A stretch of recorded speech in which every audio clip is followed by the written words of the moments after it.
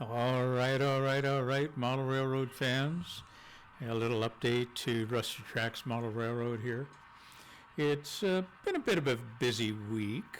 Tried changing camera angles here again on a couple of the cameras. Also added a couple of cuts to OBS here, the software we're using to record. And hopefully this will give us a better timing on some of the cameras. I still haven't found out something that'll actually work properly for a change in the scene so that it'll actually follow the trains as it goes through the 3-camera setup at this point in time. But we'll see what happens here. We'll give her a try and see. We've bought a couple of N-scale transport trucks to add to the scenery. Bought a Oxford die-cast, and I know they're not North American, but they don't look all that bad, to be honest. I'll put it in camera view here in a little bit, and you can determine for yourselves what it looks like. And bought a couple of farm implements as well, because my next scene, my next T-Trak module is going to be a farm scene as well. It's going to be a single, sorry, I should clarify that. It's going to be a single module, so that's 12 1/8 wide, and I think that's all I need for a farm scene. And I've got a double module coming, which is going to end up being part of my cement factory scene. I've got the buildings, as you can probably see in one of the views, all weathered up and ready to go, and mocked up on the extension that you see down at this end. So that's the west end. And hey, well, we'll give them a shot and see what happens. If they work, they work. If they don't, they don't. We'll run a couple of trains back and forth on the tracks here and see what happens, see how they look. So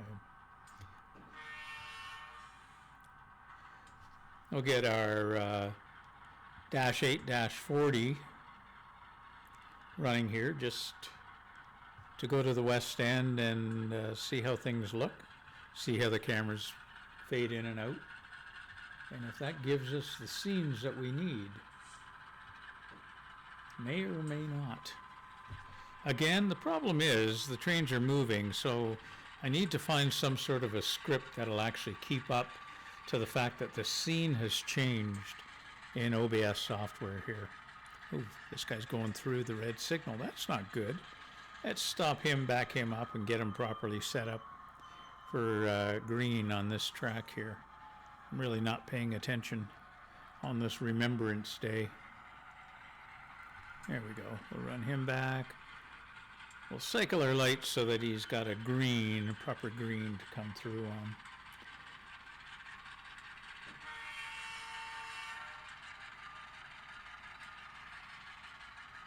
And my little GMD1 on the, I guess it would be the north track, is sitting at the siding way down, or sitting on the side way down there. So let's get him started up. We'll get him run down through as well, just to see.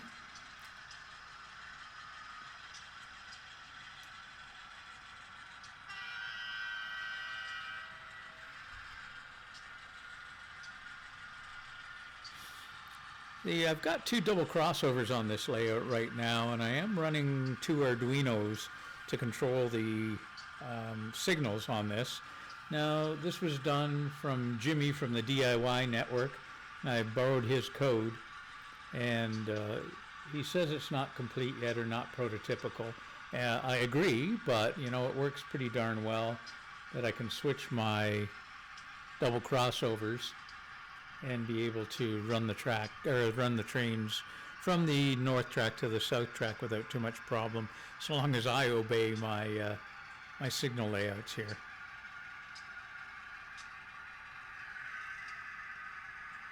Again, I'd like your feedback on whether these camera fades are helping or are better, or should I make the time cut shorter between.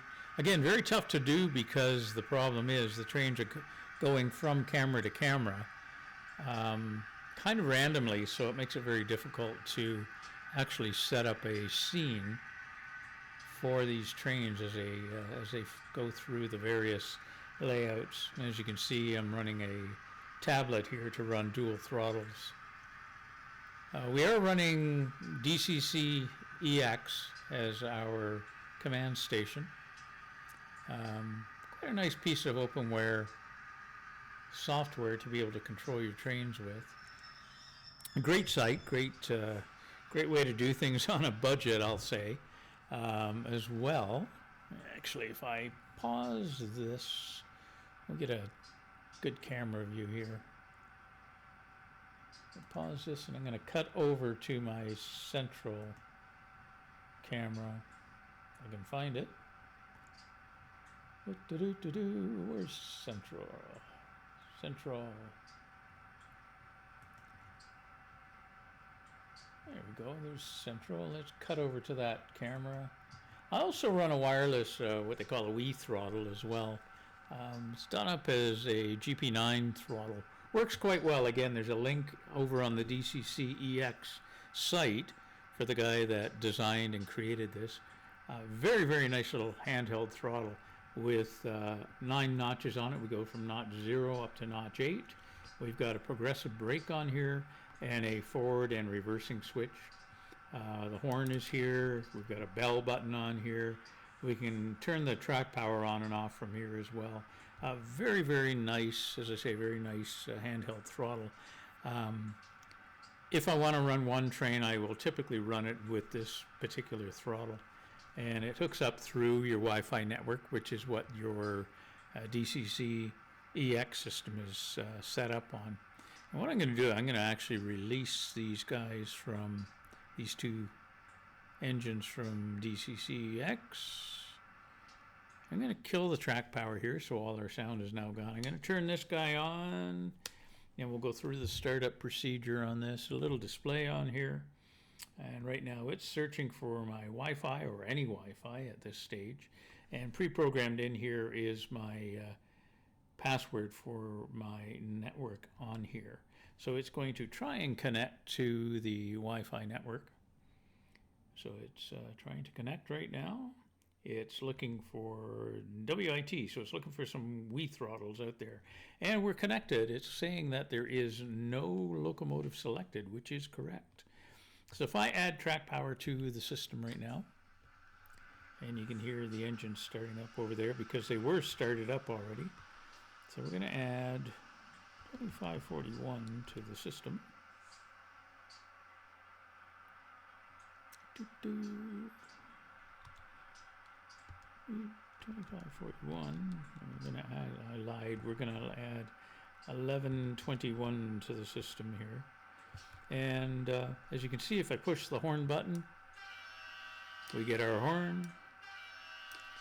And on the display, it's showing currently our speed at 0, and we are in the neutral position on our reverser. So if we go to reverse right now, it's going to tell us we're in reverse, that we're at 0 speed. And if I bring the throttle up to notch 1, our speed goes up to 16, because that's what my speed is set for in my first notch. And we're going to see 1121 coming back into frame here. And we'll stop it up around this area here. We've got our bell control. Hopefully you can hear the bell in the background. Turn that off. We've got light control, so we can turn our lights on and off, the headlights on and off from here.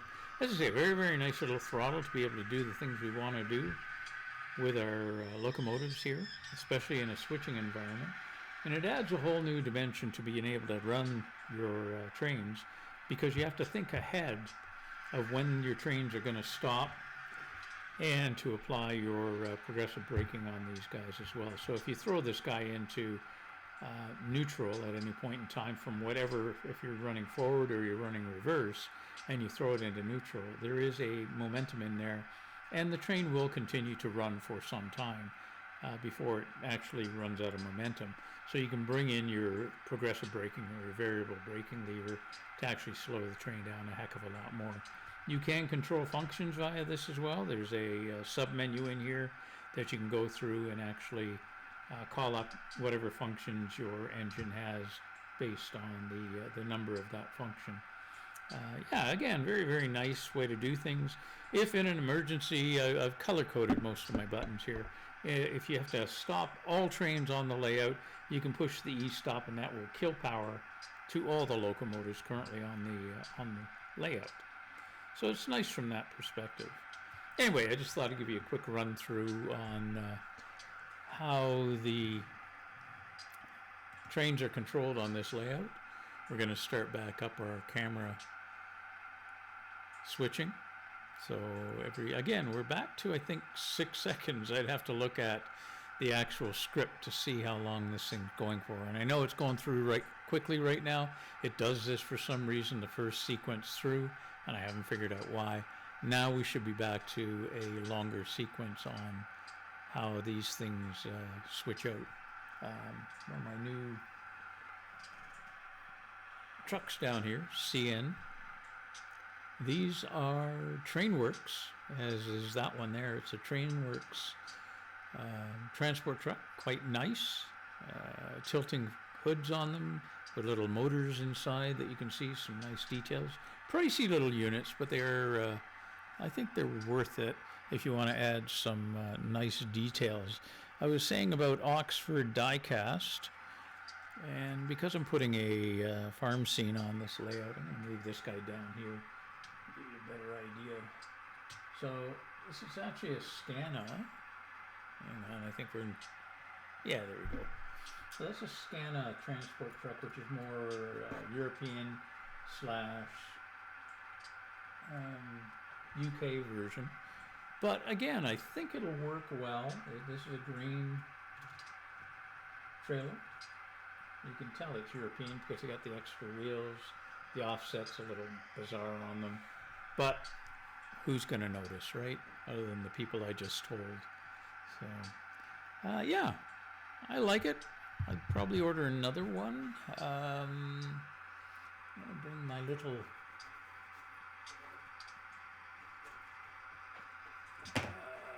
what am I going to call this? My farmyard. I'm just going to lay it on the tracks here for a second. We'll get this transport truck up out of the way, put them back over here for the time being, close to the grain trailers.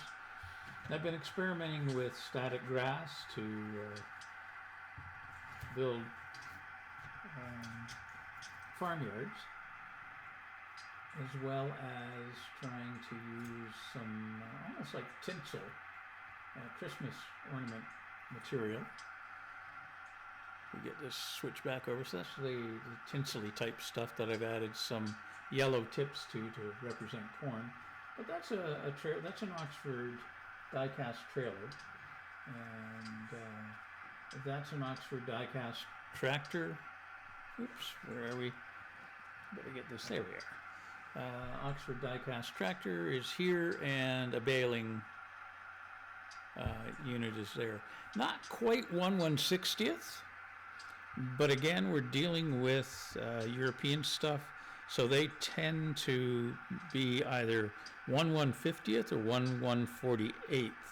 Now those are 1/148th, and they're not terribly out of size dimension, I guess is the best way to say it. And how I'll show that, give me 1 second here, is I'm going to bring over the west camera, so I'm going to stop the fades out here. So there's my west camera. And we're going to back up the Arnold trailer here and disconnect him for a minute. Let's get rid of him. And I'm going to bring over the Scana, which is a 1/148th. So there we go. Not bad, not a bad size comparison between those two transport trucks. Quite acceptable in my opinion. Yes, the Scana is a little bit bigger when you view it there, but when it's in the scene, you probably won't really notice that big a size difference on it. I hope, anyway. But it's far cheaper to buy that one than it is to buy the Trainworks equivalent unit. So that's the Trainworks there, and that's the there. You're not. I'm looking at things on my preview camera and not on the transition camera. So let's get the transition camera over there. There we go. So that's the Trainworks unit. That's the Oxford die-cast. And you can see for size comparison, they aren't terrible. I think they're quite acceptable, to be quite honest. Now, detail-wise, I will definitely give it to the Trainworks unit. Let me get this close to the camera. And as you can see, there's some detail. There's actually the engine in the engine bay with the Trainworks stuff. And because I'm in Canada, because I'm doing North American stuff, it's much easier to find North American road names out there. And again, because I'm doing CN, much easier to find CN. So, yeah. So that's where we're at this stage. I'm just waiting for Precision Model Railroads to cut up and deliver my 2 T-Trak modules, my double and my single. And as I progress through making those 2 modules, I'll document some of it, I think. We'll see how it all goes. And hopefully everything will work out good. But yeah. Anyway, this is just a real quick video. Wanted to show the transitions. Again, I'm not sure if those help or not. But I'm still looking to see if I can find a scene change plugin for OBS that notices a change or movement in a scene and will automatically switch to that. So if you guys know of anything, please help me out on this, because I'm far from being an expert at OBS, as you can see, and make my life a little simpler and go from there, because I tend to forget to do camera switches if I'm manually doing this. Anyway, hope you guys all have a great Remembrance Day. It's been snowing here in Ontario, so just came back from a Remembrance Day. I won't call it celebration, because you don't want to celebrate Remembrance Day per se, but because I do 1812 reenacting, we represented the 1812 warriors from that time period. Anyway, hope everybody has a great day. Take care of yourselves, stay safe. We'll catch you next time. Cheers.